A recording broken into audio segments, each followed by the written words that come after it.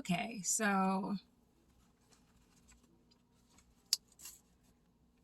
I was just shopping, or I was looking for something in particular. And one thing that I'm noticing when I go from store to store is the decreasing availability of clothes in my size. Now, and then to coincide with that, there is a huge increase in larger sizes and the availability of larger sizes, which is great. Because I remember being bigger and having a hard time finding certain cute things in my size.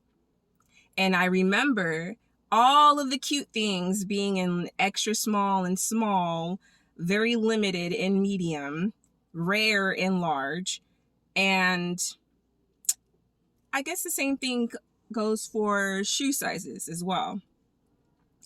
So I'm out looking around, trying on certain things, and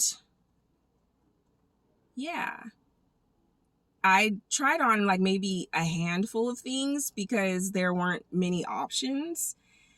And so it's just a huge example of where we are today in society when it comes to the normalcy of larger sizes and the oddity of what used to be considered a healthy size. I say used to be considered a healthy size because now being a size 5, 6, 7 is skinny, is malnourished. So finding certain things in those sizes as an adult is hard. It's like I have to shop in the junior section, which I don't mind.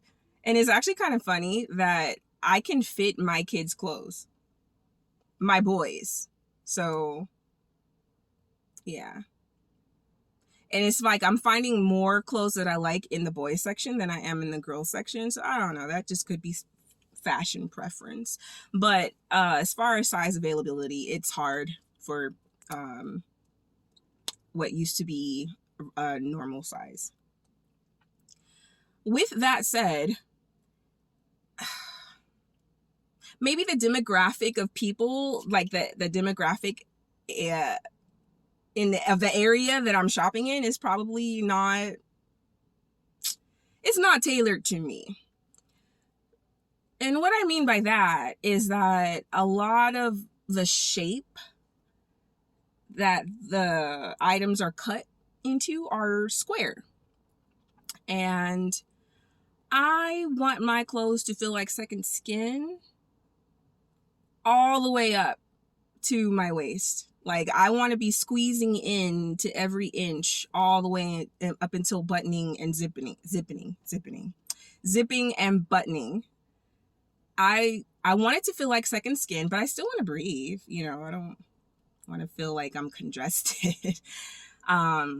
But it's hard. And now I'm in this car sweating. Hopefully my food is ready because I'm hungry. Speaking of which, I'm outside of this restaurant. Let's see if I can show you. The Green Cafe. Look, it clearly says natural, organic, vegan. All right. So I'm here the other day picking up my food, and there's this couple inside, and I hear them call for the waiter, and I hear the lady sitting down at the table. She complains to the waiter, the waitress didn't tell us that this was a vegan restaurant. We ate the food, and I don't really like it, but I'm gonna pay for it. But she didn't tell us that this was a vegan restaurant. I didn't know this was vegan food. And I was like, dear God, please don't let them be black. Dear God, please don't let them be black. Dear God, please don't let them be.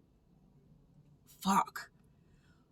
And then I'm thinking, like, in what world do you go into a restaurant? You don't read the name of the restaurant. If you did, then you would see under it said vegan. So you don't read the name of the restaurant. You go into the restaurant. You don't pay attention to the menu. You somehow order without looking at the menu. I'm assuming you're not looking at the menu, because if you look at the menu, it tells you exactly what you're ordering, what you're going to be eating. So yeah, she went through all this, got her food and started eating, and then started to question, this doesn't taste like real flesh. You know, like, I just don't understand how the ignorance, the level of ignorance